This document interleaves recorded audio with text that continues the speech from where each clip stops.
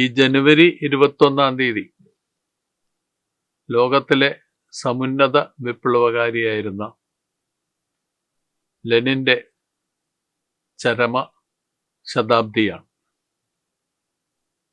ലോകം സാമ്രാജ്യത്വത്തിൻ്റെ നീരാളിപ്പിടുത്തത്തിൽ വരികയും അതേസമയം തന്നെ സാമ്രാജ്യത്വം വിവിധ തരത്തിലുള്ള പ്രതിസന്ധികളിലൂടെ കടന്നുപോവുകയും ചെയ്യുന്ന ഈ കാലഘട്ടത്തിൽ ഇന്ത്യയെപ്പോലെയുള്ള രാജ്യങ്ങൾ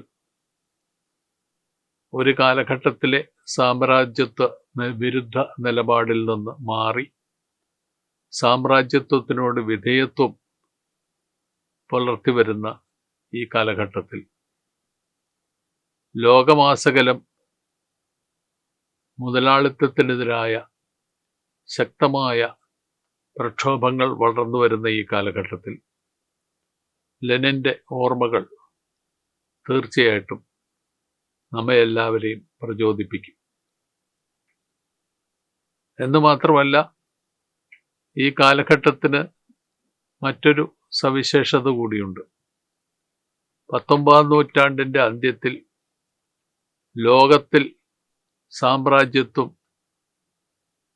ലോക മൊത്തത്തിലുള്ള സമൂഹത്തിൻ്റെ നെറുകയിലെത്തി എന്ന് സൂചിപ്പിച്ചിട്ടുള്ള കാലഘട്ടത്തിലാണ്. അത് വളരെ വേഗത്തിൽ തന്നെ വലിയൊരു സാമ്പത്തിക പ്രതിസന്ധിയിലേക്കും 2 മഹാലോക യുദ്ധങ്ങളിലേക്കും വഴുതി വീണു. ലോകമാസകലം സാമ്പത്തിക കുഴപ്പം വളർന്നു വരികയും അതിനെതിരായ പ്രക്ഷോഭങ്ങൾ ശക്തിപ്പെടുകയും ചെയ്ത കാലഘട്ടമായിരുന്നു അത്. ഇപ്പോൾ 20-ാം നൂറ്റാണ്ടിൻ്റെ അന്ത്യത്തിലാണ്. ഇനിയൊരിക്കലും തിരിച്ചു വരാനാവുകയില്ല. യഥാർത്ഥത്തിൽ നമ്മളൊരാഗോളവൽക്കരണ ഘട്ടത്തിലാണ് എന്ന് പ്രഖ്യാപിച്ചതിന് ശേഷം 1 ദശകം കഴിഞ്ഞതിന് ശേഷം മാത്രമാണ് ഇതേ ആഗോളവൽക്കരണം സാമ്രാജ്യത്വം അതിതീവ്രമായ പ്രതിസന്ധിയിലൂടെ കടന്നു പോകുന്നത്. അപ്പോൾ ഈ ഒരു കാലഘട്ടത്തിൽ ലോകമാസകലമുള്ള സാമ്രാജ്യത്വ വിരുദ്ധ ശക്തികളുടെ പോരാട്ടങ്ങളെ ശക്തിപ്പെടുത്താനായി നമ്മൾ ലെനിൻ്റെയും റഷ്യൻ വിപ്ലവത്തിൻ്റെ ഓർമ്മകൾ തിരിച്ചു കൊണ്ടുവരേണ്ടിയിരിക്കുന്നു. 19-ാം നൂറ്റാണ്ടിൻ്റെ അന്ത്യത്തിൽ സാർ ഭരണകൂടത്തിനെതിരായി റഷ്യയിലെ ജനങ്ങൾ പോരാട്ടത്തിൻ്റെ വീഥികളിലെത്തുമ്പോഴാണ് ലെനിൻ വളർന്നു വരുന്നത്. ആ കാലഘട്ടത്തിൽ നിരവധി ഭീകര ഗ്രൂപ്പുകൾ, തീവ്ര ഭീകര ഗ്രൂപ്പുകൾ, ടെററിസ്റ്റ് ഗ്രൂപ്പുകൾ പ്രത്യക്ഷപ്പെട്ടിരുന്നു. അതിനോടൊപ്പം തന്നെ വിവിധ തരത്തിലുള്ള വിപ്ലവ സംഘടനകൾ അതിനോടൊപ്പം തന്നെ വളർന്നു വന്നിരുന്നു. ഈ വിപ്ലവ സംഘടനകളിൽ ഒരുപക്ഷെ ഏറ്റവും പ്രധാനപ്പെട്ടത് നറോട്നിക്കുകൾ എന്ന് വിളിച്ചിരുന്ന, പ്രത്യേകിച്ച് കാർഷിക വിപ്ലവത്തിൽ ഊന്നിക്കൊണ്ട് സാർ ഭരണകൂടത്തെ തകർക്കാമെന്ന് കരുതിയിരുന്ന വിപ്ലവകാരികളായിരുന്നു. ലെനിനും അതിനോടൊപ്പം തന്നെ അക്കാലത്ത് രൂപപ്പെട്ടു വന്ന സോഷ്യൽ ഡെമോക്രാറ്റുകളും, പിന്നീട് അവരെ കമ്മ്യൂണിസ്റ്റുകളെന്ന് വിളിച്ചു, അവര് ഈ നറോട്നിക്കുകളുടെ നിലപാടുകൾക്കെതിരായ ശക്തമായ പോരാട്ടത്തിലൂടെയാണ് വളർന്നു വന്നത്. അവർ വാദിച്ചത് പുതിയ സാഹചര്യങ്ങളിൽ റഷ്യ എന്ന് പറയുന്ന രാഷ്ട്രം കേവലമായ ഒരു പഴയ ഫ്യൂഡൽ രാഷ്ട്രം മാത്രമല്ല, അതിൻ്റെ അകത്തേക്ക് മുതലാളിത്തം സന്നിവേശിച്ച് കഴിഞ്ഞിരിക്കുന്നു. അതുകൊണ്ട് തന്നെ ഒരു തൊഴിലാളി വർഗ വിപ്ലവ പ്രസ്ഥാനത്തിന് പ്രസക്തിയുണ്ടെന്ന്, തൊഴിലാളി വർഗ വിപ്ലവം എന്ന് പറയുന്നത് ലൂടെ മാത്രമാണ് യഥാർത്ഥത്തിൽ നമുക്ക് സാർ ഭരണകൂടത്തെ മാത്രമല്ല അക്കാലത്തെ ഭരണവർഗങ്ങൾ മൊത്തത്തിൽ ഇല്ലാതാക്കാൻ കഴിയുന്നത് എന്ന് പറയുന്ന വാദം അവരുന്നയിച്ചു. ലെനിൻ, യുവാവായിരുന്ന ലെനിൻ തൻ്റെ ഏറ്റവും പ്രധാനപ്പെട്ട ലേഖനങ്ങൾ മുഴുവനും ഈ ഒരു വാദത്തെ സമർത്ഥിക്കുന്നതിന് വേണ്ടി എഴുതിയതാണ്. What the friends of the people are and how they fight the social democrats എന്ന് പറയുന്ന ആദ്യത്തെ കാലത്തെ ലഘുലേഖകളിലൊന്ന് ഈ നറോത്നിക്കുകളുടെ വാദത്തിനെതിരായുള്ള ലഘുലേഖയാണ്. അതിനുശേഷം തൻ്റെ വാദങ്ങളെ കൂടുതൽ ശക്തമായി സമർത്ഥിക്കുന്നതിന് വേണ്ടിയിട്ട് അദ്ദേഹം development of capitalism in Russia എന്ന് പറയുന്ന മറ്റൊരു ലഘുലേഖ എഴുതി. ഈ ലഘുലേഖയിൽ അദ്ദേഹം സമർത്ഥിച്ചത് എങ്ങനെയാണ് റഷ്യയിലെ കാർഷിക ബന്ധങ്ങൾക്കുള്ളിലേക്ക് എങ്ങനെയാണ് മുതലാളിത്തം വ്യാപിക്കുന്നതെന്നും ഇതിൻ്റെ ഫലമായിട്ട് പരമ്പരാഗതമായിട്ടുള്ള ഒരു ഫ്യൂഡൽ സമൂഹത്തിൻ്റെ ഉള്ളിലേക്ക് എങ്ങനെയാണ് കർഷകരുടെ ഇടയിലുള്ള വിഭജനം എന്ന് പറയുന്നത് ശക്തിപ്പെട്ടു വരുന്നതെന്നും അതുകൊണ്ട് സാധാരണ സാമ്പ്രദായിക ഭൂപ്രഭുക്കളെ കൂടാതെ ധനിക കർഷകർ, ഇടത്തരം കർഷകർ, ദരിദ്ര കർഷകർ, കർഷക തൊഴിലാളികൾ എന്ന് പറയുന്നൊരു വിഭജനം കൂടി പ്രത്യക്ഷപ്പെടുന്നത് എങ്ങനെയാണെന്നും അദ്ദേഹം തൻ്റെ ഈ പുസ്തകത്തിലൂടെ സമർത്ഥിച്ചു. ഇതിൻ്റെ ഫലമായിട്ട് ആണ് കർഷകരുടെ ഇടയിൽ നടത്തേണ്ടുന്ന വിപ്ലവത്തിൻ്റെ ഒരു പുതിയൊരു സിദ്ധാന്തം, അതായത് കർഷക തൊഴിലാളികളും ദരിദ്ര കർഷകരും ചേർന്നുള്ള ഒരു പുതിയൊരു ഐക്യത്തെക്കുറിച്ചുള്ളൊരു ധാരണ എന്ന് പറയുന്നത് ലെനിൻ സൃഷ്ടിച്ചെടുക്കുന്നു. അതിനുശേഷം 2000 ആണ്ടിന് ശേഷം Russian social democratic labour party, പിന്നീട് അതിന് കമ്മ്യൂണിസ്റ്റ് പാർട്ടി എന്നുള്ള പേര് കൊടുത്തു. ഈ റഷ്യൻ സോഷ്യൽ ഡെമോക്രാറ്റിക് പാർട്ടി നിലവിൽ വന്നു. റഷ്യൻ സോഷ്യൽ ഡെമോക്രാറ്റിക് പാർട്ടി നിലവിൽ വന്നതിന് ശേഷം ഉള്ള കാലഘട്ടത്തിൽ അതിതീവ്രമായ, പ്രത്യേകിച്ച് തൊഴിലാളികളുടെ ഇടയിൽ അതുപോലെ തന്നെ കർഷകരുടെ ഇടയിലൊക്കെയുള്ള അതിതീവ്രമായ പ്രചരണത്തിലേക്ക് പാർട്ടി നീങ്ങി.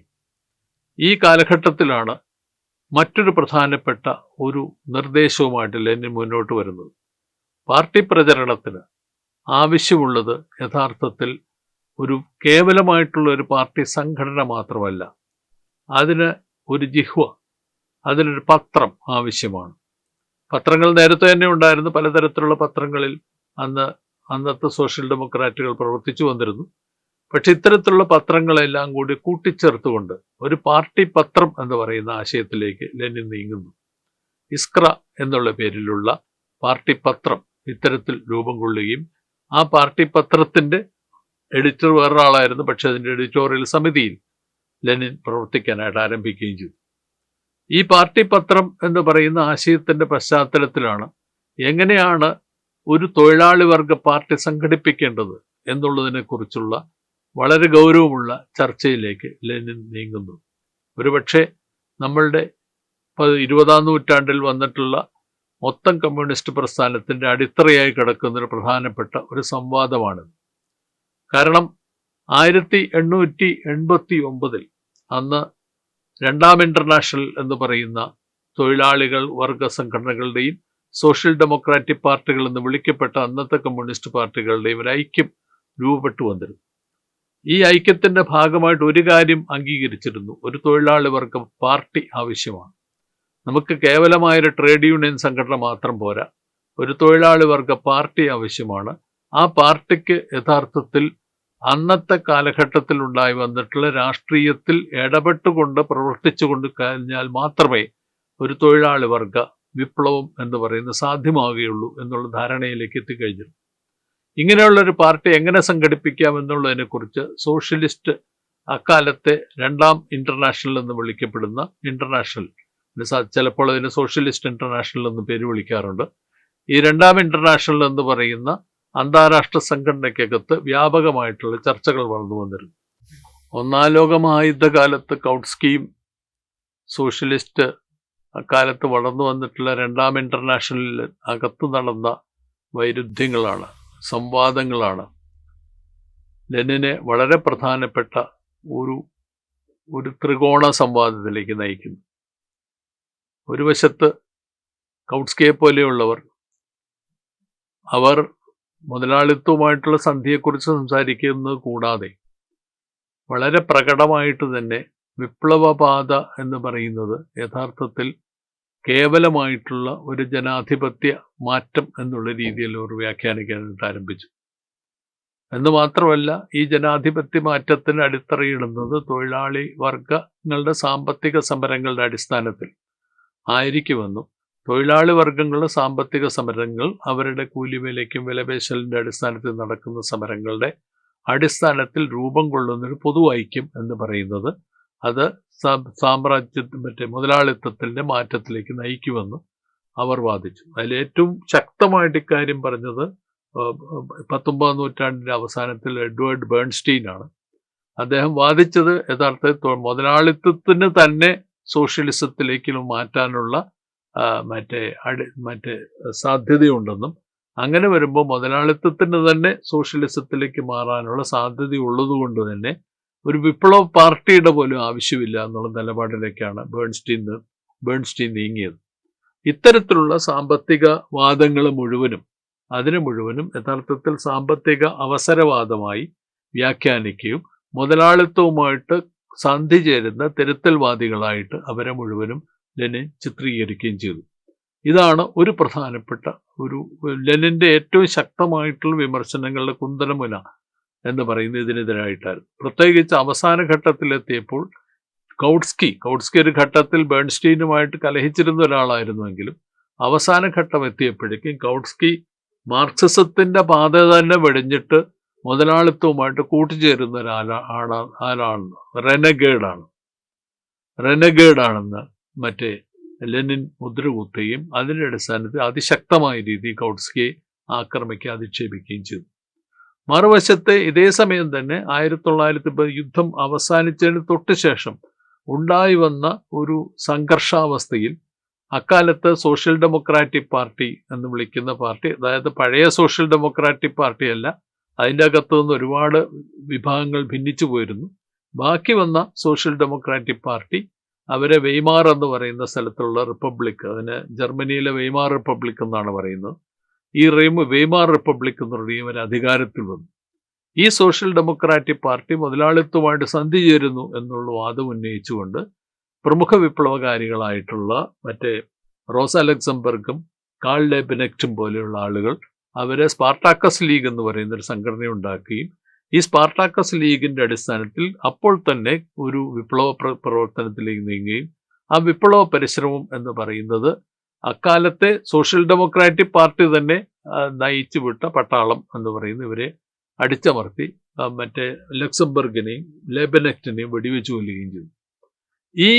ഈ ഒരു സംരംഭത്തെ പ്രത്യേകിച്ച് ലെനിൻ പൊതുവിൽ പറയുകയാണെങ്കിൽ വളരെ ശക്തമായിട്ട് സോഷ്യൽ ഡെമോക്രാറ്റിക് പാർട്ടി വിമർശിച്ചിരുന്നുവെങ്കിലും അതേസമയം തന്നെ ഇത്തരത്തിലുള്ള പ്രവർത്തനത്തെ, അതായത് ഒരു ശക്തമായിട്ടുള്ള ഒരു ബഹുജന പ്രസ്ഥാനത്തിൻ്റെ അകമ്പടിയില്ലാതെ ഒരു ബഹുജന മുന്നേറ്റം എന്ന് പറയുന്നത് സൃഷ്ടിക്കാതെ, വിപ്ലവ പ്രസ്ഥാനം എന്ന് പറയുന്നത് സൃഷ്ടിക്കാതെ, കൃത്യമായ പരിപാടികളില്ലാതെ ഉണ്ടാക്കിക്കൊണ്ടുവന്ന ഇത്തരത്തിലുള്ള ഒരു മുന്നേറ്റം എന്ന് പറയുന്നത് അത് കേവലമായിട്ടുള്ള ഒരു ഇടതുപക്ഷ ബാലാരിഷ്ടതയാണ് എന്ന് പറഞ്ഞു കഴിഞ്ഞാൽ അതൊരു ഉടൻ വിപ്ലവവാദമാണ്. അതുകൊണ്ട് പ്രത്യേകിച്ച് കാര്യമൊന്നുമില്ല. അത്തരത്തിലുള്ള വാദം എന്ന് പറയുന്നത് യഥാർത്ഥത്തിൽ തൊഴിലാളി വർഗ താല്പര്യങ്ങൾ അടിസ്ഥാനപരമായി ബലികഴിക്കുന്നതിന്, ഭിന്നിപ്പിക്കുന്നതിന് മാത്രമേ സഹായിക്കുകയുള്ളൂ എന്ന് പറയുന്ന ലെനിൻ സ്വീകരിക്കുകയും ഏതാണ്ട് കടുത്ത ഭാഷയിൽ തന്നെ ഈ പറയുന്ന അക്കാലത്ത് സ്പാർട്ടാക്കസ് ലീഗിനെയും തത്തുല്യമായിട്ട് മറ്റു പല സ്ഥലങ്ങളിലും വളർന്നു വന്നിട്ടുള്ള കേവല വിപ്ലവ പ്രസ്ഥാനങ്ങളെയും നമ്മളിന്ന് തീവ്ര വിപ്ലവ പ്രസ്ഥാനങ്ങൾ എന്ന് വിളിക്കുന്ന പ്രസ്ഥാനങ്ങളിൽ ലെനിൻ ശക്തമായിട്ട് അധിക്ഷേപിച്ചു എന്ന് പറഞ്ഞു കഴിഞ്ഞാൽ, മറ്റു രീതിയിൽ പറയുകയാണെങ്കിൽ വിപ്ലവ പ്രസ്ഥാനത്തിൻ്റെ ആദർശങ്ങളെ പരിപാടിയുടെ അടിസ്ഥാനത്തിലും അതുപോലെ തന്നെ പ്രവർത്തനങ്ങളുടെ അടിസ്ഥാനത്തിലും ശക്തമായി മുന്നോട്ട് കൊണ്ടുപോകുന്നതിനോടൊപ്പം തന്നെ ഓരോ കാലഘട്ടത്തിലും ഉണ്ടായി വന്നിട്ടുള്ള വൈരുദ്ധ്യങ്ങളെ കൃത്യമായി മനസ്സിലാക്കിക്കൊണ്ട് അതിൻ്റെ അടിസ്ഥാനത്തിൽ അടവുതന്ത്രങ്ങളിൽ മാറ്റങ്ങൾ വരുത്തിക്കൊണ്ട് മാത്രമേ ഒരു വിപ്ലവ പ്രസ്ഥാനത്തിന് പ്രവർത്തിക്കാൻ കഴിയുള്ളൂ എന്നുള്ള നിലപാട് ലെനിൻ സ്വീകരിച്ചു. ഈ നിലപാട് എന്ന് പറയുന്നത് പിൽക്കാലത്ത് വിപ്ലവ പ്രസ്ഥാനത്തിൻ്റെ വളർച്ചയ്ക്ക് വളരെ പ്രധാനപ്പെട്ട പങ്കുവഹിച്ച ഒന്നാണ്. ഒരു കാര്യത്തിൽ മാത്രമാണ് യഥാർത്ഥത്തിൽ പൂർണ്ണമായിട്ടുള്ളൊരു യോജിപ്പുണ്ടായത്.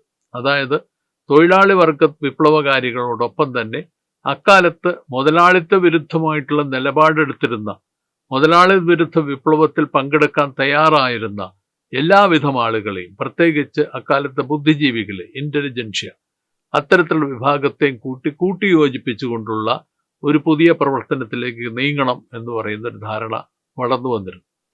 ഈ ധാരണയുടെ അടിസ്ഥാനത്തിൽ അത് ലെനിൻ ആ വാദം ശക്തമായിട്ട് ഉന്നയിക്കുകയും നമുക്ക് വേണ്ടത് കേവലമായിട്ടുള്ള ഒരു ട്രേഡ് യൂണിയൻ വിപ്ലവകാരികളുടെ സംഘടനയല്ല, സാമ്പത്തിക വാദപരമായിട്ടുള്ള നിലപാടുകൾ എടുക്കുന്ന ആളുകളുടെ ഒരു സംഘടനയല്ല, അതിലപ്പുറം പോയിക്കൊണ്ട് ഒരു തൊഴിലാളി വർഗ വിപ്ലവം എങ്ങനെയാണെന്ന് അവർക്ക് കൺസീവ് ചെയ്യാൻ കഴിയുന്ന, അത്തരത്തിൽ ആലോചിക്കാൻ കഴിയുന്ന, അതിൻ്റെ മാർഗരേഖകൾ സൃഷ്ടിക്കാൻ കഴിയുന്ന, ഒരു പരിപാടി സൃഷ്ടിക്കാൻ കഴിയുന്ന ഒരു പുതിയൊരു കൂട്ടം വിപ്ലവകാരികളെയാണ് നമുക്ക് ആവശ്യം എന്ന് പറയുന്ന നിലപാടിലേക്ക് അദ്ദേഹം നീങ്ങുകയും ചെയ്തു. ഈ തൊഴിലാളി വർഗ വിപ്ലവകാരികളെ കുറിച്ചുള്ള സങ്കല്പം എന്ന് പറയുന്നത് അക്കാലത്തെ സോഷ്യൽ ഡെമോക്രാറ്റുകൾക്ക് എല്ലാവർക്കും സ്വീകാര്യമായിരുന്നില്ല. ചിലർ വാദിച്ചത് നമുക്ക് അത്തരത്തിലുള്ള സംഘടന വേണ്ട, ട്രേഡ് യൂണിയനുകൾ മതി എന്നുള്ള നിലപാടെടുത്തു. മറ്റു ചിലർ വാദിച്ചത് നമുക്കങ്ങനെ ഒരു പ്രൊഫഷണൽ വിപ്ലവകാരികളുടെ സംഘടന വേണ്ട, അതിൻ്റെ ആവശ്യമില്ല, അതിന് പകരം നമുക്കിവിടെ കേവലമായിട്ടുള്ള സാധാരണ മട്ടുള്ള രാഷ്ട്രീയ പാർട്ടി മതി എന്ന് പറയുന്ന നിലപാടെടുത്തു. ലെനിൻ ഈ പറയുന്ന വാദഗതികളോടൊക്കെ വിയോജിക്കുകയും അതിന് പകരമായിട്ട് പ്രൊഫഷണൽ വിപ്ലവകാരികളുടെ, പ്രത്യേകിച്ച് മാർക്സിസത്തിൻ്റെ അടിസ്ഥാന സംഗതി ഉൾക്കൊള്ളുന്ന, തൊഴിലാളി വിപ്ലവത്തിൻ്റെ സിദ്ധാന്തം ഉൾക്കൊള്ളുന്ന, അതിനെക്കുറിച്ച് കൃത്യമായിട്ടുള്ള നിലപാടുകൾ അടങ്ങുന്ന, അത് ബോധവൽക്കരണത്തിൻ്റെ ഭാഗമായിട്ട് പ്രചരിപ്പിക്കാൻ കഴിയുന്ന ഒരു പുതിയൊരു സംഘം വിപ്ലവകാരികൾക്ക് മാത്രമേ യഥാർത്ഥത്തിൽ അന്നത്തെ സാഹചര്യത്തിൽ ജാർ ഭരണകൂടത്തിനെതിരായി മാത്രമല്ല മുതലാളിത്തത്തിന് മൊത്തത്തിനെതിരായിട്ടുള്ളൊരു ഒരു ഒരു ഒരു ഒരു പ്രസ്ഥാനത്തിലേക്ക് നയിക്കാൻ കഴിയുള്ളൂ എന്നുള്ള നിലപാടിലേക്ക് ലെനിൻ നീങ്ങി. ഈ പറയുന്ന വാദഗതി കൂടുതൽ ശക്തമാക്കിയത് 1905 അക്കാലത്ത് വളർന്നു വന്നിട്ടുള്ള ഏറ്റവും പ്രധാനപ്പെട്ട ഒരു തൊഴിലാളി വർഗ വിപ്ലവ സംരംഭത്തിൻ്റെ തകർച്ച അതിലൂടെയാണ്. 1905 ഇന്ന് സെന്റ് പീറ്റേഴ്സ്ബർഗ് എന്നറിയപ്പെടുന്ന പെട്രോഗ്രാഡിലെ അവിടുത്തെ തൊഴിലാളി വർഗ വിപ്ലവകാരികൾ അവരൊരു സോവിയറ്റ് എന്ന് പറയുന്ന ഒരു കൗൺസിൽ രൂപീകരിച്ചു. ആ സോവിയറ്റ് എന്ന് പറയുന്ന കൗൺസിലിൻ്റെ നേതൃത്വത്തിൽ മറ്റേ പെട്രോഗ്രാഡിലും മോസ്കോയിലുമുള്ള തൊഴിലാളികൾ സാർ ഭരണകൂടത്തിനെതിരെ കലാപം നടത്തുകയും ആ കലാപം എന്ന് പറയുന്നത് അതിശക്തമായിട്ടുള്ള ഒരു വിപ്ലവ പ്രസ്ഥാനത്തിലേക്ക് നീങ്ങുകയും ചെയ്തു. പക്ഷേ അവർക്ക് പിടിച്ചു നിൽക്കാനായില്ല. ആ വിപ്ലവം അടിച്ചമർത്തപ്പെട്ടു.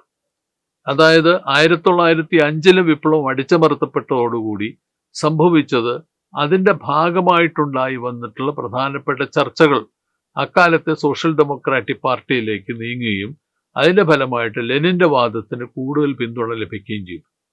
ലെനിൻ പറഞ്ഞത് നമുക്ക് കേവലമായിട്ടുള്ളൊരു ട്രേഡ് യൂണിയൻ വിപ്ലവ പ്രസ്ഥാനം പോരാ, അതിനപ്പുറം കടക്കുന്ന ഒരു രാഷ്ട്രീയ മുന്നേറ്റത്തിന് സഹായിക്കുന്ന രീതിയിലുള്ള പ്രൊഫഷണൽ വിപ്ലവകാരികളുടെ സംഘടനയാണ് ആവശ്യം എന്ന് പറയുന്ന ലെനിൻ്റെ നിലപാടിന് പിന്തുണ ലഭിച്ചതോടുകൂടി ലെനിൻ്റെ നിലപാടിനെ പിന്തുണയ്ക്കുന്നവരും അതല്ലാതെ ഒരു പക്ഷെ കേവലമായിട്ടുള്ള ഒരു ട്രേഡ് യൂണിയനിസ്റ്റ് അക്കാലത്ത് വിളിച്ചിരുന്ന സാമ്പത്തികവാദം എന്നാണ്.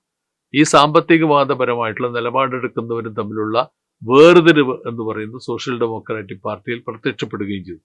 മെൻഷവിക്കുകൾ, ബോൾഷവിക്കുകൾ എന്നറിയപ്പെടുന്ന 2 വിഭാഗങ്ങളായിരുന്നു അവർ. ഈ 2 വിഭാഗങ്ങൾ ഉണ്ടായി വന്നതോടെ യഥാർത്ഥത്തിൽ വിപ്ലവ പ്രസ്ഥാനം ശക്തിപ്പെടുകയാണ് ചെയ്തത്. ആ 2 വിഭാഗങ്ങൾ സാധാരണയായിട്ട് ഒരു ആദ്യകാലത്തെ പാർട്ടിയിൽ അത്തരത്തിൽ വിഭജനം ഉണ്ടായി വരികയാണെങ്കിൽ അത് പാർട്ടിയെ തകർക്കുമെന്നാണ് പലരും പറയാറുള്ളത്. പക്ഷെ വിപ്ലവ പ്രസ്ഥാനത്തെ ശക്തിപ്പെടുത്തുകയാണ് ഇത് ചെയ്തത്. അതിനോടൊപ്പം തന്നെ മറ്റും തർക്കങ്ങൾ, ചർച്ചകളൊക്കെ തന്നെ ഇക്കാലത്തുണ്ടായി വന്നു. അതായത് വിപ്ലവകാരികൾ പാർലമെന്ററി പ്രവർത്തനത്തിൽ പങ്കെടുക്കണമോ വേണ്ടയോ, വിപ്ലവകാരികൾ അതുപോലെ തന്നെ മറ്റ് വിഭാഗങ്ങൾ, അതായത് തൊഴിലാളി വർഗമല്ലാത്ത കൃഷിക്കാർ, അതുപോലെ തന്നെ ഇടത്തരക്കാർ, അതുപോലെ തന്നെ ചെറുകിട മുതലാളിമാർ തുടങ്ങിയിട്ടുള്ള വിഭാഗങ്ങളുമായിട്ട് സഖ്യമുണ്ടാക്കണമോ വേണ്ടയോ, ഇതിനെക്കുറിച്ചൊക്കെ തന്നെ വ്യാപകമായിട്ടുള്ള ചർച്ചകൾ അക്കാലത്ത് നടക്കുകയും അക്കാലത്ത് ലെനിൻ എഴുതിയ വളരെ പ്രസിദ്ധമായിട്ടുള്ള മറ്റൊരു ലഘുലേഖ ഓൺ കോംപ്രമൈസസ് എന്ന് പറയുന്ന ലഘുലേഖയിൽ ഇക്കാര്യം വീണ്ടും ശക്തമായിട്ട് വാദിക്കുകയും ചെയ്തു. കാരണം നമുക്ക് വേണ്ടത് തൊഴിലാളി വർഗത്തിൻ്റെ കേവലമായിട്ടുള്ള ഒരു പ്രസ്ഥാനം മാത്രമല്ല, അതിൻ്റെ അകത്തേക്ക് തൊഴിലാളി വർഗത്തിൻ്റെ നേതൃത്വത്തിൽ ഏറ്റവും ശക്തമായിട്ട് അക്കാലത്ത് സാർ ഭരണകൂടത്തിനെതിരെ നിലനിൽക്കുന്ന ഭരണവർഗങ്ങൾക്കെതിരെ നിലനിൽക്കാൻ സാധിക്കുന്ന എല്ലാ വിഭാഗങ്ങളും ഒന്നിച്ചു ചേർക്കാനുള്ള ഒരു നിലപാടിലേക്ക് പാർട്ടി നീങ്ങണം എന്നുള്ള നിലപാട് അന്ന് ലെനിൻ സ്വീകരിച്ചു.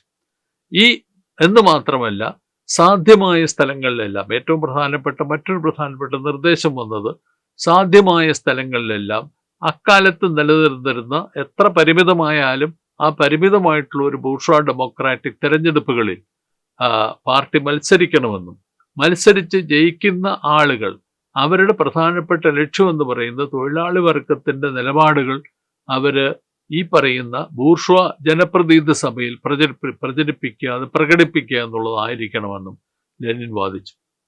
വളരെ സുപ്രധാനമായ 2 മാറ്റങ്ങളായിരുന്നു രണ്ടും.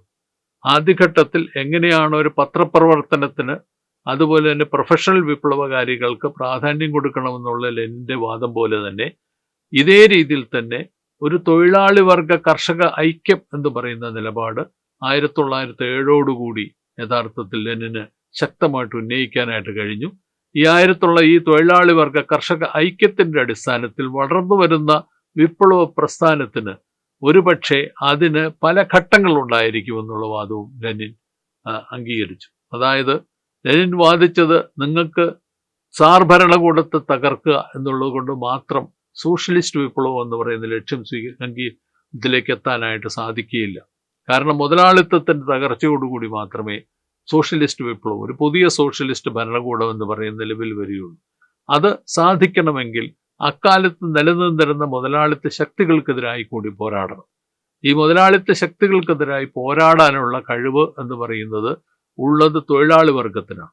അതുകൊണ്ട് തന്നെ സാർ ഭരണകൂടത്തിനെതിരായിട്ടുള്ള പോരാട്ടം ഒരു വശത്ത് നിലനിർത്തിക്കൊണ്ട് തന്നെ മുതലാളിത്തത്തിനെതിരായ പോരാട്ടവും കൂടി സമന്വയിപ്പിച്ചുകൊണ്ടുള്ള ഒരു ദിശാബോധം, ഒരു പരിപാടി, ഒരു പ്രോഗ്രാം എന്ന് പറയുന്നത് അക്കാലത്തെ പാർട്ടിക്ക്, തൊഴിലാളി വർഗ പാർട്ടിക്ക് ഉണ്ടാകണം എന്നുള്ള നിലപാട് ലെനിൻ സ്വീകരിക്കുകയും അതിന്റെ ഭാഗമായിട്ട് അങ്ങനെ വരുമ്പോൾ നമുക്ക് ഒന്നിലധികം കാലഘട്ടങ്ങളിലൂടെ ആദ്യമായിട്ട് അത്തരത്തിലുള്ള നിലപാട് സ്വീകരിക്കുന്ന ആൾ ലെനിനാണ്. ഒരുപക്ഷെ വിപ്ലവ പ്രസ്ഥാനത്തിന് സുദീർഘമായിട്ടുള്ള പോരാട്ടങ്ങളിലൂടെ കടന്നു പോകേണ്ടി വരും. ആ സുദീർഘമായ പോരാട്ടങ്ങൾ എന്ന് പറയുന്നത് അതുകൊണ്ട് നേടിയെടുക്കുന്ന വിജയങ്ങൾ എന്ന് പറയുന്നത് തന്നെ പല ദിശകളിൽ പല ഘട്ടങ്ങളിലായിട്ടുള്ള വിജയങ്ങൾ നേടിയെടുക്കേണ്ടി വരും എന്നും ലെനിൻ സൂചിപ്പിച്ചു.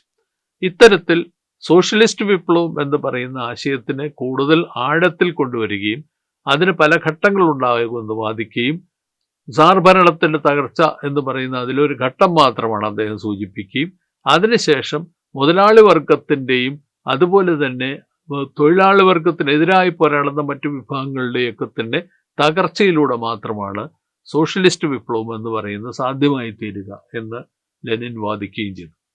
ഇത് മറ്റൊരു പ്രധാനപ്പെട്ട ഒരു മുന്നേറ്റമായിരുന്നു, മറ്റൊരു പ്രധാനപ്പെട്ട ഒരു നീക്കമായിരുന്നു. അതായത് ആദ്യഘട്ടത്തിൽ തൊഴിലാളി വർഗ പാർട്ടിയുടെ പ്രാധാന്യം ലെനിൻ സൂചിപ്പിച്ചു. രണ്ടാമത്തെ ഘട്ടത്തിൽ തൊഴിലാളി വർഗ പാർട്ടി എന്ന് പറയുന്ന ഒരു പ്രൊഫഷണൽ വിപ്ലവകാരികളുടെ പാർട്ടിയായിരിക്കുമെന്നും അദ്ദേഹം സൂചിപ്പിച്ചു. ആ പ്രൊഫഷണൽ വിപ്ലവകാരികളുടെ പാർട്ടിക്ക് അതിൻ്റെതായിട്ടുള്ളൊരു സംഘടനാ രൂപം ഉണ്ടായിരിക്കുമെന്ന് അദ്ദേഹം സൂചിപ്പിച്ചു. മൂന്നാമത്തെ ഘട്ടത്തിൽ അദ്ദേഹം പറഞ്ഞത് വിപ്ലവത്തിന് തന്നെ യഥാർത്ഥത്തിൽ ഒന്നിലധികം ഘട്ടങ്ങൾ ഉണ്ടാകുമെന്നും ഈ ഘട്ടങ്ങളിലൂടെ മുന്നോട്ട് കൊണ്ടുപോകേണ്ടുന്ന ഉത്തരവാദിത്വം, ദൗത്യം എന്ന് പറയുന്നത് അക്കാലത്ത് വളർന്നു വന്ന തൊഴിലാളി വർഗ വിപ്ലവ പാർട്ടിക്കായിരിക്കുമെന്നും അദ്ദേഹം സൂചിപ്പിച്ചു. എന്ന് പറഞ്ഞു കഴിഞ്ഞാൽ തൊഴിലാളി വർഗ പാർട്ടി ഒരേ സമയം തന്നെ സൈദ്ധാന്തികവും അതുപോലെ തന്നെ പ്രായോഗികമായിട്ടുള്ള കടമകൾ നിർവഹിക്കുന്ന ഒരു പാർട്ടിയായിരിക്കും. ഇന്റലക്ച്വലായിട്ടുള്ള പ്രവർത്തനം നടത്തുന്നതിനോടൊപ്പം തന്നെ അതിനെ വിപ്ലവ പ്രസ്ഥാനമായിട്ട് സംയോജിപ്പിക്കുന്ന ഒരു പാർട്ടിയായിരിക്കും. ഇത്തരത്തിൽ ഉള്ള വളരെ സങ്കീർണമായൊരു പ്രക്രിയ ഏറ്റെടുക്കാൻ കഴിയുന്ന ഒരു മുന്നണി പടയായിട്ട് പാർട്ടിയെ കാണണം എന്ന് പറയുന്ന നിലപാട് അതിനോടൊപ്പം തന്നെ ലെനിൻ ഇക്കാലത്ത് അദ്ദേഹം അവതരിപ്പിച്ചു. ഇങ്ങനെ വരുമ്പോൾ ഓരോ ഘട്ടത്തിൽ ഉണ്ടാകുന്ന ടാസ്കുകളിൽ, ദൗത്യങ്ങളിൽ വ്യത്യാസം വരുമെന്ന് അദ്ദേഹം സൂചിപ്പിച്ചു. ഒരു ഘട്ടത്തിൽ ഒരു പക്ഷേ സാർ ഭരണകൂടം തകർക്കുക എന്ന് പറഞ്ഞു കഴിഞ്ഞാൽ സാർ ഭരണകൂടത്തിനോടൊപ്പം നിലനിൽക്കുന്ന അത് പിന്തുണയ്ക്കുന്ന മറ്റേ ഭൂപ്രഭുവർഗത്തെയും തകർക്കുക എന്നുള്ളതായിരിക്കും. അതിനുശേഷം വളർന്നു വരുന്ന ഒരു പുതിയൊരു ഘട്ടത്തിൽ തൊഴിലാളി വർഗത്തിന്റെ ലക്ഷ്യം എന്ന് പറയുന്നത് മുതലാളിത്തത്തെ തകർക്കുക എന്നുള്ളതായിരിക്കും. ഇതൊക്കെ തന്നെ സങ്കീർണമായിട്ടുള്ള ഒരു പ്രക്രിയയുടെ ഭാഗമായിട്ട് കാണണം എന്ന് ലെനിൻ വാദിച്ചു. ഇതിനോടൊപ്പം തന്നെ മറ്റൊരു അടുത്ത ഘട്ടത്തിലേക്ക്, പ്രത്യേകിച്ച് 1910 ആ കാലഘട്ടത്തിലേക്ക് നീങ്ങുന്നതുകൊണ്ട് ലെനിൻ പുതിയ നിരവധി പ്രശ്നങ്ങളിൽ റഷ്യൻ സോഷ്യൽ ഡെമോക്രാറ്റുകൾക്ക് ലെനിനും നിലപാടെടുക്കേണ്ടതായിട്ട് വന്നു. അതിലേറ്റവും പ്രധാനപ്പെട്ട 2 തരത്തിലുള്ള നിലപാടുകളാണ്. ഒന്ന്, ഒരു യുദ്ധം പൊട്ടിപ്പുറപ്പെടുന്ന കാലഘട്ടമായിരുന്നു അത്. ഈ യുദ്ധം പൊട്ടിപ്പുറപ്പെടുമ്പോൾ യുദ്ധത്തിനെ കുറിച്ചുള്ള നിർവചനം എന്താണ്? ഒന്നാം ലോക മഹായുദ്ധം എന്ന് പറയുന്നത് എന്തു തരത്തിലുള്ള യുദ്ധമാണ്? അതിനെക്കുറിച്ച് അന്നത്തെ സോഷ്യൽ ഡെമോക്രാറ്റുകൾക്കിടയിൽ, പ്രത്യേകിച്ച് യൂറോപ്പിലുള്ള സോഷ്യൽ ഡെമോക്രാറ്റുകൾക്കിടയിൽ വളരെ ശക്തമായിട്ടുള്ള അഭിപ്രായ വ്യത്യാസങ്ങൾ നിലനിന്നിരുന്നൊരു ഘട്ടമായിരുന്നു അത്. ചിലർ, കൗട്സ്കിയെ പോലെയുള്ള ചിലർ യുദ്ധത്തെ പിന്തുണയ്ക്കുകയും ഓരോ പ്രദേശത്തെയും ഓരോ രാഷ്ട്രത്തിലെയും തൊഴിലാളി വർഗം ആ രാഷ്ട്രത്തിൻ്റെ ദേശീയമായിട്ടുള്ള താല്പര്യങ്ങൾ സംരക്ഷിക്കുന്നതിനായിട്ട് തൊഴിലാളി വർഗം യഥാർത്ഥത്തിൽ മുതലാളി വർഗത്തെ പിന്തുണയ്ക്കണമെന്നുള്ള നിലപാട് മറ്റ് കൗട്സ്കിയെ പോലെയുള്ളവർ അന്ന് സ്വീകരിച്ചു. മറ്റു ചിലർ ഇതേ സമയം തന്നെ ഈ ഒരു കാലഘട്ടം എന്ന് പറയുന്നത് മുതലാളി വർഗത്തിൻ്റെ ദൗർബല്യത്തിൻ്റെ സൂചനയാണെന്നും യുദ്ധത്തിൽ ഏർപ്പെടുന്ന മുതലാളി വർഗം എന്ന് പറയുന്നതിൻ്റെ ഏറ്റവും ദുർബലമായ ഘട്ടത്തിലൂടെയാണ് കടന്നു പോകുന്നതെന്നും അതുകൊണ്ട് യുദ്ധത്തെ അതിവേഗത്തിൽ അത് ഉപയോഗിച്ചുകൊണ്ട് ഒരു വിപ്ലവ പ്രസ്ഥാനത്തെ ശക്തിപ്പെടുത്തുകയും ആ വിപ്ലവത്തിലേക്ക് നീങ്ങണമെന്ന് പറയുന്ന വാദവും അക്കാലത്ത് രൂപം കൊണ്ടു. ഇത്തരത്തിൽ പലതരത്തിലുള്ള അഭിപ്രായ ഭിന്നതകൾ നിലനിന്നിരുന്ന ഒരു ഘട്ടത്തിലായിരുന്നു ലെനിൻ റഷ്യൻ സോഷ്യൽ ഡെമോക്രാറ്റിക് പാർട്ടിയെ അവരുടെ നിലപാടുകൾ എങ്ങനെയായിരിക്കണമെന്നുള്ളതിനെ കുറിച്ചുള്ള തീരുമാനങ്ങളിലേക്ക് കടക്കുന്നത്. ഇതേ തരത്തിലുള്ള വാദപ്രതിവാദങ്ങൾ യഥാർത്ഥത്തിൽ റഷ്യൻ സോഷ്യൽ ഡെമോക്രാറ്റിക് പാർട്ടിയും ഒലക്കുകയുണ്ടായി. മെൻഷവിക്കുകൾ, ബോൾഷവിക്കുകൾ എന്ന് പറയുന്ന രണ്ട് ഗ്രൂപ്പുകളിൽ മെൻഷവിക്കുകൾ ഏതാണ്ട് പൂർണ്ണമായിട്ട് യുദ്ധത്തെ പിന്തുണയ്ക്കുന്നൊരവസ്ഥയിലേക്ക് എത്തി. ബോൾഷവിക്കുകൾ അതിനെ എതിർക്കുന്ന ഒരവസ്ഥയിലേക്ക് നീങ്ങി. പക്ഷെ അതേസമയം തന്നെ എന്ത് ചെയ്യണമെന്നുള്ളതിനെ കുറിച്ചുള്ള വ്യക്തമായിട്ടുള്ള ധാരണയുണ്ടായിരുന്നില്ല. ആ ധാരണയുടെ പുറത്താണ് രണ്ട് പ്രധാനപ്പെട്ട നിർദ്ദേശങ്ങൾ ലെനിൻ്റെ ഭാഗത്തുനിന്നുണ്ടാകുന്നത്. ഒന്ന്, അദ്ദേഹം വാദിച്ചത് സാമ്രാജ്യത്വ വിരുദ്ധ പോരാട്ടവും അതുപോലെ തന്നെ സാർ വിരുദ്ധ, അതായത് മറ്റേ ഒരു പ്രത്യേക പ്രദേശത്തിലുള്ള ഭരണവർഗ വിരുദ്ധ പോരാട്ടവും തമ്മിൽ സംയോജിപ്പിച്ചു കൊണ്ടുപോകാനായിട്ട് കഴിയണം എന്നുള്ള നിലപാടാണ് അദ്ദേഹം സ്വീകരിച്ചത്. അതിന് അദ്ദേഹം വളരെ പ്രധാനപ്പെട്ട, വളരെ പ്രശസ്തമായ ഒരു ലഘുലേഖ അദ്ദേഹം എഴുതി. സാമ്രാജ്യത്വം, മുതലാളിത്തത്തിൻ്റെ പരമോന്നത ഘട്ടം എന്ന് വിളിക്കുന്ന, ഒരുപക്ഷെ ലെനിൻ്റെ ഏറ്റവും കൂടുതൽ ഓർമ്മിക്കപ്പെടുന്ന ഒരു ലഘുലേഖ അതിനോടൊപ്പം തന്നെ അദ്ദേഹം എഴുതുകയുണ്ടായി. ആ ലഘുലേഖയിൽ അദ്ദേഹം വാദിച്ചത് യുദ്ധം യഥാർത്ഥത്തിൽ കേവലമായിട്ടുള്ള രാഷ്ട്രങ്ങൾ തമ്മിലുള്ള യുദ്ധമല്ല ഇപ്പോൾ നടക്കുന്നത്. അതിനു പകരം സാമ്രാജ്യത്വത്തിൻ്റെ ആഗോളതലത്തിലുള്ള മുതലാളിത്തം എന്ന് പറയുന്നത് ഇപ്പോൾ ഒരു രാഷ്ട്രീയ സ്വഭാവമുള്ള അധീശത്വ രൂപമായി മാറിക്കഴിഞ്ഞിരിക്കുകയാണ്. ഈ രാഷ്ട്രീയ രൂപമുള്ള അധീശത്വമായി മാറിക്കഴിഞ്ഞതിനെയാണ് നമ്മൾ സാമ്രാജ്യത്വം എന്ന് വിളിക്കുന്നത്. ഈ സാമ്രാജ്യത്വം എന്ന് പറയുന്നത് ഒരു വശത്ത് അത് കുത്തക മുതലാളിത്തത്തിൻ്റെ, ഫൈനാൻസ് മൂലധനത്തിൻ്റെ, അതുപോലെ തന്നെ കേവലമായിട്ടുള്ള മൂലധനത്തിൻ്റെ ആധിപത്യമാണ് എന്നുള്ളതാണ് ഒരു കാര്യം അദ്ദേഹം സൂചിപ്പിച്ചത്. അതേസമയം തന്നെ അത് ആഗോളതലത്തിലുള്ള കോളനിവൽക്കരണത്തിലേക്ക് നീങ്ങുകയും ഈ കോളനിവൽക്കരണം എന്ന് പറയുന്നത് ആഗോളതലത്തിലുള്ള വ്യത്യസ്ത ജനങ്ങളുടെ ഇടയിലുള്ള മുഴുവനും കമ്പോളത്തെ തമ്മിൽ പങ്കുവയ്ക്കുകയും ചെയ്യുന്നൊരവസ്ഥയുണ്ടാകുന്നു. ഈ കമ്പോളങ്ങൾ തമ്മിലുള്ള പങ്കുവയ്ക്കുന്ന, ആഗോളതലത്തിലുള്ള ആധിപത്യം ഉണ്ടാകുന്ന കമ്പോളങ്ങളെ തമ്മിൽ പങ്കുവയ്ക്കുന്നൊരവസ്ഥ എന്ന് പറയുന്നത് ആഗോളതലത്തിൽ വിവിധ തരത്തിലുള്ള സാമ്രാജ്യത്വ ശക്തികൾ തമ്മിലുള്ള അതിശക്തമായ കടമത്സരത്തിനും ആയുധപന്തയത്തിലേക്ക് നീങ്ങുന്നു. ഇത്തരത്തിലുണ്ടായി വന്ന കടമത്സരവും ആയുധപന്തയവുമാണ്, അതായത് സാമ്രാജ്യത്വത്തിൻ്റെ അകത്ത് നടക്കുന്ന ഇന്റർ ഇംപീരിയലിസ്റ്റ് എന്ന് വിളിക്കാവുന്ന കോമ്പറ്റീഷനും അതിൻ്റെ ഫലമായിട്ടുണ്ടാവുന്ന ആംസ് റേസുമാണ് ഇന്നത്തെ ഈ ഒന്നാം ലോക മഹായുദ്ധത്തിലേക്ക് നയിച്ചത്. അതുകൊണ്ട് തന്നെ ദേശീയമാണ് ഈ യുദ്ധമെന്നും ഇത് തൊഴിലാളി വർഗത്തിന് അനുകൂലമാണെന്നും വാദിക്കുന്ന അക്കാലത്തെ നിലപാട് ശരിയല്ലെന്നും, ഇത് ഇപ്പോൾ ഈ യുദ്ധം തന്നെ തൊഴിലാളി വർഗ വിരുദ്ധമാണെന്നും ലെനിൻ വാദിച്ചു. ഇതിനോടൊപ്പം തന്നെ ലെനിൻ മറ്റൊന്നും കൂടി ചൂണ്ടിക്കാണിച്ചു. റഷ്യയെ പോലെയുള്ള രാഷ്ട്രങ്ങളുടെ പ്രശ്നം എന്ന് പറയുന്നത് റഷ്യ യഥാർത്ഥത്തിൽ ഈ സാമ്രാജ്യത്വത്തിൻ്റെക്ക് ഒരു കേന്ദ്രതലത്തിൽ നടക്കുന്ന ഒരു മത്സര പന്തയത്തിൽ പങ്കെടുക്കുന്ന ഒരാളല്ല. ഇതിൻ്റെ ഒരു ദുർബലമായ കണ്ണി മാത്രമാണ് റഷ്യ. കാരണം റഷ്യയിൽ മുതലാളിത്തം എന്ന് പറയുന്ന അതിശക്തമായിട്ടുള്ള ഒരു ആധിപത്യ രൂപമായിട്ട് വളർന്നു കഴിഞ്ഞിട്ടില്ല. റഷ്യ യഥാർത്ഥത്തിൽ മറ്റുള്ള രാഷ്ട്രങ്ങളോടൊപ്പം തന്നെ മറ്റേ ആഗോള വിപണികൾ പങ്കുവയ്ക്കുന്ന കടമത്സരത്തിൽ ഏർപ്പെടുന്നില്ല. പക്ഷെ അതേസമയം തന്നെ റഷ്യയിലെ മുതലാളിമാർ യുദ്ധത്തിൽ പങ്കെടുക്കണമെന്ന് ആഗ്രഹിക്കുന്നു. കാരണം അവരുടെ പ്രധാനപ്പെട്ട ലക്ഷ്യം എന്ന് പറയുന്നത് യുദ്ധത്തിൽ പങ്കെടുത്ത് അവർക്കെന്തെങ്കിലും, അതായത് അക്കാലത്ത് ഭരണകൂടത്തിന് എന്തെങ്കിലും നേട്ടങ്ങൾ ഉണ്ടാവും എന്നുള്ള പ്രതീക്ഷയോടുകൂടിയാണ് റഷ്യ യുദ്ധത്തിൽ പങ്കെടുക്കുന്നത്. അപ്പോൾ റഷ്യ യുദ്ധത്തിൽ പങ്കെടുക്കുന്നു എന്നുള്ള കാരണം വെച്ചുകൊണ്ട് തന്നെ സാർ ഭരണകൂടം ജനവിരുദ്ധമാണെന്ന് പ്രഖ്യാപിക്കണമെന്ന് ലെനിൻ അതിനോടൊപ്പം തന്നെ വാദിച്ചു. അതായത് യുദ്ധം എന്ന് പറയുന്നത് സൃഷ്ടിക്കുന്നത് ഒരു വശത്ത് ഭൂമിയുടെ മേലുള്ള കടുത്ത മത്സരമാണ്, മറുവശത്ത് വ്യാപകമായിട്ടുള്ള ക്ഷാമമാണ്, അതിനോടൊപ്പം തന്നെ തൊഴിലില്ലായ്മയാണ്. അങ്ങനെ വരുമ്പോൾ ക്ഷാമം, തൊഴിലില്ലായ്മ, ഭൂമി എന്ന് പറയുന്ന പ്രധാനപ്പെട്ട മുദ്രാവാക്യങ്ങളുടെ അടിസ്ഥാനത്തിൽ നമ്മൾ ഈ പറയുന്ന സാമ്രാജ്യത്വ യുദ്ധത്തെ അതിനെ യഥാർത്ഥത്തിൽ സാർ ഭരണത്തിന് വിരുദ്ധമായിട്ടുള്ള ഒരു ആഭ്യന്തരമായിട്ടുള്ള ഒരു കലാപമാക്കി മാറ്റാനായിട്ട് നമ്മൾ ശ്രമിക്കണം എന്ന് ലെനിൻ വാദിച്ചു. ഈ ലെനിൻ്റെ വാദം ആണ് പിൽക്കാലത്ത് റഷ്യൻ വിപ്ലവത്തിലേക്ക് നയിക്കുന്ന ഏറ്റവും പ്രധാനപ്പെട്ട ഘടകമായിട്ട് മാറുന്നു. റഷ്യയിലെ ഫെബ്രുവരി വിപ്ലവം, അതിനുശേഷം നടന്ന ഒക്ടോബർ വിപ്ലവം എന്ന് പറയുന്ന രണ്ട് വിപ്ലവങ്ങളുടെ ഗതി യഥാർത്ഥത്തിൽ ലെനിൻ അതുവരെ ഉപയോഗിച്ചിരുന്ന വിപ്ലവത്തിൻ്റെ രണ്ട് ഘട്ടങ്ങളെക്കുറിച്ചുള്ള സിദ്ധാന്തവും അതുപോലെ തന്നെ എങ്ങനെയാണ് സാർ ഭരണകൂടം ഈ യുദ്ധത്തിൽ പങ്കെടുത്തുകൊണ്ട് ജനവിരുദ്ധമായി മാറുന്നത് എന്നുള്ളതിനെക്കുറിച്ചുള്ള ലെനിൻ്റെ വാദങ്ങൾ പൂർണ്ണമായി ശരിയാണെന്ന് തെളിയിച്ചു.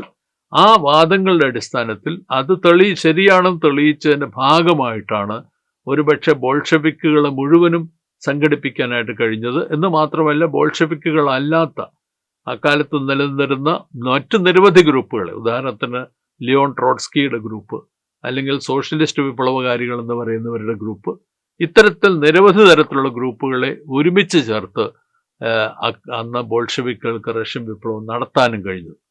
അപ്പോൾ ഒരർത്ഥത്തിൽ പറഞ്ഞാൽ ലെനിൻ്റെ വിപ്ലവ സിദ്ധാന്തത്തിൻ്റെ ഒരു വിജയമായിട്ടാണ് മറ്റൊരു ഭാഷയിൽ പറയുകയാണെങ്കിൽ നമ്മൾക്ക് റഷ്യൻ വിപ്ലവത്തെ കാണാൻ കഴിയും. തീർച്ചയായിട്ടും റഷ്യൻ വിപ്ലവകാരികളുടെ അവരുടെ ത്യാഗോജ്വലമായിട്ടുള്ള പോരാട്ടങ്ങളാണ് റഷ്യൻ വിപ്ലവത്തെ നയിച്ചതെന്നുള്ള കാര്യത്തിൽ സംശയമൊന്നുമില്ല. പക്ഷെ അതേസമയം തന്നെ ഇത്തരത്തിലുള്ളൊരു സൈദ്ധാന്തികമായ ഒരു അടിത്തറ കൂടി സൃഷ്ടിക്കാൻ കഴിഞ്ഞില്ലായിരുന്നു എന്നുണ്ടെങ്കിൽ റഷ്യൻ വിപ്ലവം ഒരുപക്ഷെ ചിതറിപ്പോവായിരുന്നൊരവസ്ഥയുണ്ടായിരുന്നു എന്നുള്ള കാര്യമാണ് നമ്മളിവിടെ ശ്രദ്ധിക്കേണ്ടത്. അതാണ് നമ്മുടെ ഒരു പ്രധാനപ്പെട്ട സന്ദേശമായിട്ടും കാണേണ്ടത്. എങ്ങനെയാണ് ഒരു സങ്കീർണമായൊരു കാലഘട്ടത്തിലൂടെ കടന്നു പോകുന്നൊരു ജനതയെ അവർ നേരിടുന്ന വെല്ലുവിളികൾ എന്ന് പറയുന്നവയെ കൃത്യമായി വ്യാഖ്യാനിച്ചുകൊണ്ട് അതിൻ്റെ അടിസ്ഥാനത്തിൽ ഒരു പുതിയൊരു ദിശയിലേക്ക് കടത്തിവിടാനായിട്ട് മാർക്സിസം എന്ന് പറയുന്നത് എങ്ങനെയാണ് ഒരു വിപ്ലവ സിദ്ധാന്തമാക്കി മാറ്റിക്കൊണ്ടുവരുന്നത് എന്നുള്ളത് തെളിയിക്കാനായിട്ട് ലെനിന് കഴിഞ്ഞു എന്നുള്ളതുകൊണ്ടാണ് റഷ്യൻ വിപ്ലവം സാധ്യമാകുന്നത്. അതിനുശേഷമുള്ള കാലഘട്ടത്തിൽ ഇതേ തരത്തിൽ മാർക്സിസത്തെ വളരെ സർഗാത്മകമായിട്ട് ഉപയോഗിക്കാൻ ലെനിൻ ശ്രമിച്ചു എന്നുള്ളത് നമുക്ക് കാണാനായിട്ട് കഴിയും. അതിൽ രണ്ട് കാര്യങ്ങൾ മാത്രം ഇവിടെ സൂചിപ്പിച്ചുകൊണ്ട് ഇത് അവസാനിപ്പിക്കാം. അതിലൊന്ന്, ഒരു കമ്മ്യൂണിസ്റ്റ് ഇന്റർനാഷണൽ രൂപപ്പെടുന്നു. ഈ കമ്മ്യൂണിസ്റ്റ് ഇന്റർനാഷണൽ 1919 രൂപപ്പെടുന്നത്. റഷ്യൻ പാർട്ടിയുടെ പേര് തന്നെ ഒരു കമ്മ്യൂണിസ്റ്റ് പാർട്ടി എന്നുള്ള പേരിലായിട്ട് മാറുന്നു.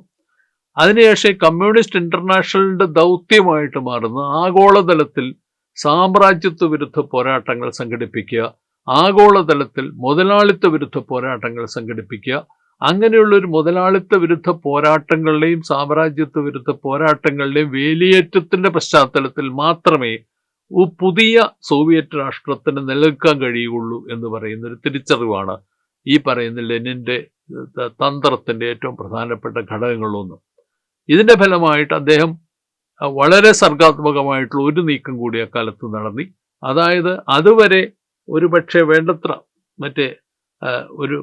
ഒരു ദശകം മുമ്പ് വരെ തൊഴിലാളി വർഗം വിവിധ രാഷ്ട്രങ്ങൾ യുദ്ധത്തിന് പിന്തുണച്ചതിനെ എതിർത്തിരുന്ന ലെനിൻ ഇപ്പോൾ സാമ്രാജ്യത്വ വിരുദ്ധ പോരാട്ടങ്ങളുടെ ഭാഗമായിട്ട് ദേശീയ പ്രസ്ഥാനങ്ങൾ വളർന്നു വരുന്ന എല്ലാ രാഷ്ട്രങ്ങളിലും അതത് പ്രദേശങ്ങളിലെ കമ്മ്യൂണിസ്റ്റുകാർ ദേശീയ പ്രസ്ഥാനത്തെ പിന്തുണയ്ക്കണമെന്നും അതിൻ്റെ ഭാഗമായി ചേരണമെന്നും വാദിക്കുന്ന ഒരവസ്ഥയിലേക്ക് നീങ്ങി.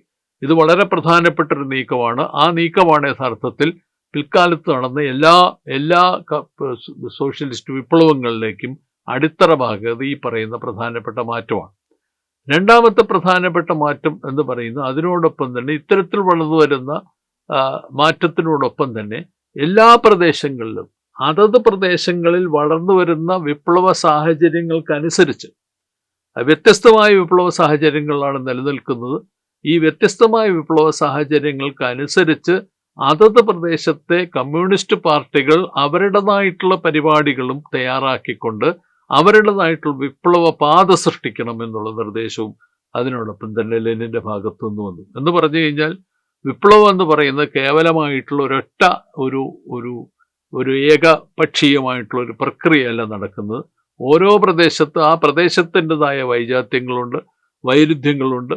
ആ വൈരുദ്ധ്യങ്ങളുടെ അടിസ്ഥാനത്തിൽ അതത് പ്രദേശങ്ങളിൽ നിർണായകമായ തീരുമാനങ്ങൾ എടുക്കേണ്ടുന്ന ചുമതല അതത് പ്രദേശത്തെ വിപ്ലവകാരികൾക്കാണ്.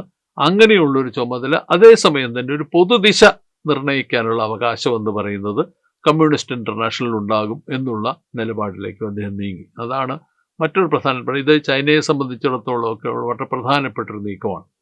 മറ്റൊരു പ്രധാനപ്പെട്ട കാര്യം അതിനോടൊപ്പം തന്നെ എൻ്റെ ഭാഗത്തു നിന്നുണ്ടായി വന്നത് സോഷ്യലിസ്റ്റ് നിർമ്മാണ പ്രക്രിയ എങ്ങനെ വേണം എന്നുള്ളതിനെ കുറിച്ചുള്ള വളരെ പ്രധാനപ്പെട്ട നിർദ്ദേശങ്ങളും അതിനോടൊപ്പം തന്നെ വന്നു.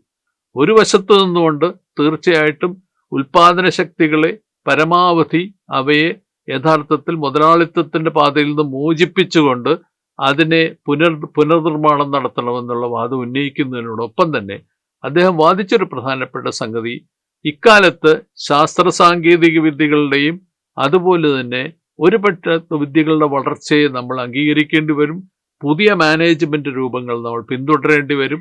അത്തരത്തിലുള്ള ശാസ്ത്ര സാങ്കേതിക വിദ്യകളുടെയും മാനേജ്മെന്റ് രൂപങ്ങളുടെയും വളർച്ചയെ സ്വീകരിച്ചുകൊണ്ടുള്ള ഒരു നിർമ്മാണ പ്രക്രിയ നടക്കണമെന്നും അങ്ങനെയുള്ള നിർമ്മാണ പ്രക്രിയ നടക്കുന്ന സമയത്ത് കേവലമായിട്ടുള്ളൊരു സോഷ്യലിസ്റ്റ് നിർമ്മാണമല്ല നടക്കേണ്ടത്. ഒരുപക്ഷെ ചില പ്രദേശങ്ങളിൽ പ്രത്യേകിച്ച് സോഷ്യലിസ്റ്റ് നിർമ്മാണ പ്രക്രിയ ദുർബലമാകുന്ന സ്ഥലങ്ങളിലൊക്കെ തന്നെ പലപ്പോഴും ആ തദ്ദേശീയമായിട്ടുള്ള രീതികളിൽ അതുവരെ നിലനിന്നിരുന്ന മുതലാളിത്തമടക്കമുള്ള മറ്റേ ശക്തികളുമായിട്ട് ചില തരത്തിലുള്ള നീക്കുപോക്കുകൾ ഉണ്ടാക്കേണ്ടി വരും. അതിനാണ് മറ്റേ ന്യൂ എക്കണോമിക് പോളിസി എന്ന് വിളിക്കുന്നത്, പുതിയ സാമ്പത്തിക നയം എന്ന് വിളിക്കുന്ന സംഗതി 1921 വന്ന പുതിയ സാമ്പത്തിക നയം. ഇത് രണ്ടും ഇക്കാലത്ത് ലെനിൻ വളർത്തിക്കൊണ്ടുവന്നു. ഈ രണ്ട് സംഗതികൾ എങ്ങനെയാണ് പിൽക്കാലത്തെ മറ്റേ സോവിയറ്റ് യൂണിയൻ അടക്കമുള്ള സോഷ്യലിസ്റ്റ് രാഷ്ട്രങ്ങൾ നിർമ്മാണത്തിലേക്ക് എങ്ങനെ നയിച്ചു തുടങ്ങിയിട്ടുള്ള കാര്യങ്ങളിലേക്ക് നമുക്കിപ്പോൾ കടക്കേണ്ടതില്ല. പക്ഷേ ഒരുപക്ഷെ ഒരു പുതിയ ഒരു ദിശയിലേക്കുള്ള ഒരു തുടക്കം എന്ന് പറയുന്നത് ലെനിൻ കുറിച്ചു എന്ന് മാത്രമാണ് നമുക്കിവിടെ അംഗീകരിക്കാനായിട്ട് കഴിയുന്നു.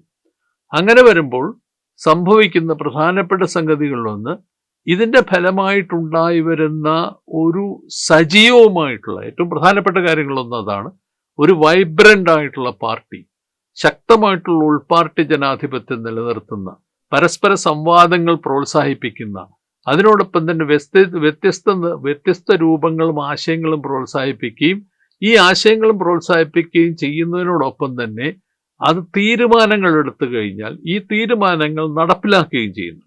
അതിനെയാണ് ജനാധിപത്യ കേന്ദ്രീകരണം എന്ന് പലപ്പോഴും വിളിക്കാറുള്ളത്. ഒരു സജീവമായിട്ടുള്ള ഉൾപാർട്ടി ജനാധിപത്യത്തിലൂടെ ചർച്ച ചെയ്തെടുക്കുന്ന തീരുമാനങ്ങൾ അംഗീകരിക്കുന്ന, അത് നടപ്പിലാക്കിയിട്ട് വന്ന പാളിച്ചകളുണ്ടെങ്കിൽ പിന്നീട് റിവ്യൂ ചെയ്യുന്ന ഒരു രീതിയെക്കുറിച്ച്, ഒരു പാർട്ടി രീതിയെക്കുറിച്ച് ലെനിൻ ശക്തമായിട്ട് എല്ലാ കാലത്തും വാദിച്ചു വന്നിരുന്നു. ആ രീതി എന്ന് പറയുന്നത് അതിൻ്റെ അടിസ്ഥാനത്തിൽ നടപ്പിലാക്കാനുള്ള ധാരണകളും ഇക്കാലത്ത് ലെനിൻ അതിനുവേണ്ടി വാദിച്ചത്. പലപ്പോഴും ലെനിന് എല്ലാ കാലഘട്ടത്തിലും ലെനിൻ പാർട്ടിക്കകത്ത് ഭൂരിപക്ഷമൊന്നും ആയിരുന്നില്ല, ന്യൂനപക്ഷമായിരുന്ന പല സമയങ്ങളുണ്ടായിട്ടുണ്ട്. പക്ഷെ എങ്കിലും ലെനിൻ ശക്തമായിട്ട് സ്വന്തം നിലപാടുകൾ ഉറച്ചു നിൽക്കുകയും വാദിക്കുകയും ചെയ്തു പോന്നിരുന്നുകൊണ്ട് കാലക്രമേണ മാർക്സിസത്തിൻ്റെ പ്രയോഗം എന്ന് പറയുന്നത് എങ്ങനെയായിരിക്കണം എന്നുള്ളതിനെ കുറിച്ചുള്ള കൃത്യമായിട്ടുള്ള നിലപാടുകൾ ലെനിൻ സ്വീകരിച്ച് പോകുന്നതുകൊണ്ട് അദ്ദേഹത്തിൻ്റെ കാലഘട്ടം എന്ന് പറയുന്നത് അദ്ദേഹത്തിൻ്റെ നിലപാടുകൾക്ക് കൃത്യമായിട്ടുള്ള ഒരു പിന്തുണയും അതിനോടൊപ്പം തന്നെ അതിലൊരു പ്രയോഗതലവും വളർന്നു വരികയും ചെയ്തു എന്ന് നമുക്ക് കാണാനായിട്ട് കഴിയും.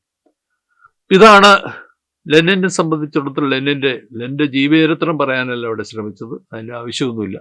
പക്ഷേ നമുക്കവിടെ ലെനിൻ്റെ ഒരു പാർട്ടി, ഒരു വിപ്ലവകാരി എന്നുള്ള രീതിയിൽ ലെനിൻ്റെ സംഭാവനകൾ എന്തൊക്കെയാണ് എന്നുള്ളതാണ് പറയാനായിട്ട് ശ്രമിച്ചത്. അവിടെ എങ്ങനെയാണ് തൊഴിലാളി വർഗ പാർട്ടിയുടെ പ്രസക്തി, അതിനോടൊപ്പം തൊഴിലാളി വർഗ പാർട്ടി എന്ന് പറയുന്നതിൻ്റെ സംഘാടനത്തിൻ്റെ രൂപങ്ങൾ, തൊഴിലാളി വർഗ പാർട്ടി എങ്ങനെയാണ് ഒരു പരിപാടി, അതായത് ഓരോ പ്രദേശത്തിൻ്റെയും വൈരുദ്ധ്യങ്ങളെ കൃത്യമായി പഠിച്ചുകൊണ്ട് അതിൻ്റെ അടിസ്ഥാനത്തിൽ കൃത്യമായിട്ടുള്ള വിപ്ലവ പാത എങ്ങനെ കെട്ടിപ്പടുക്കണമെന്നതിനെ കുറിച്ചുള്ള മറ്റേ ലെനിൻ്റെ നിർദ്ദേശങ്ങൾ.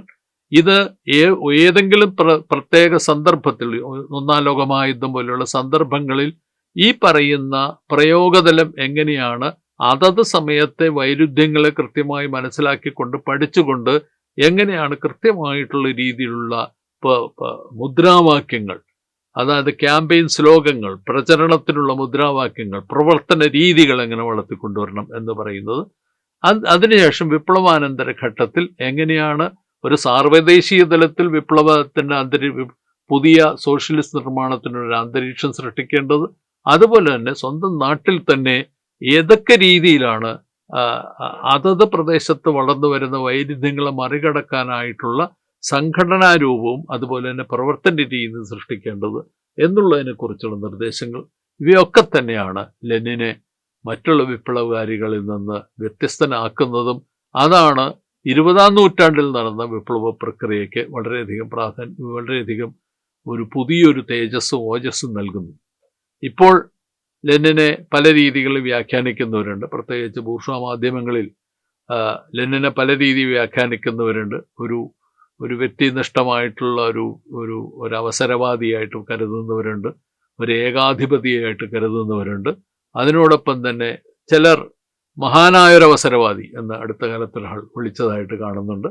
പക്ഷെ ഇത്തരത്തിലുള്ള ഈ പറയുന്ന വ്യക്തിഗതമായിട്ടുള്ള വിമർശനങ്ങളും പരാമർശങ്ങൾക്കും അപ്പുറം ലോകചരിത്രത്തിൽ ഒരുപക്ഷെ ഇന്ന് വളർന്നു വരുന്ന നിരവധി തരത്തിലുള്ള സാമ്രാജ്യത്വ വിരുദ്ധ, മുതലാളിത്ത വിരുദ്ധ പ്രസ്ഥാനങ്ങൾക്ക് സംബന്ധിച്ചിടത്തോളം ലെനിൻ നൽകുന്ന മുദ്രാവാക്യങ്ങൾ, ലെനിൻ നൽകുന്ന ഉൾക്കാഴ്ചകൾ എന്ന് പറയുന്നത് എപ്പോഴും വളരെയധികം പ്രോത്സാഹനജനകമായിരിക്കും എന്നുള്ളത് മാത്രമല്ല, അത് പുതിയ ഉൾക്കാഴ്ചകളിലേക്ക് നയിക്കും എന്നാണ് നമ്മൾ മനസ്സിലാക്കേണ്ടത്.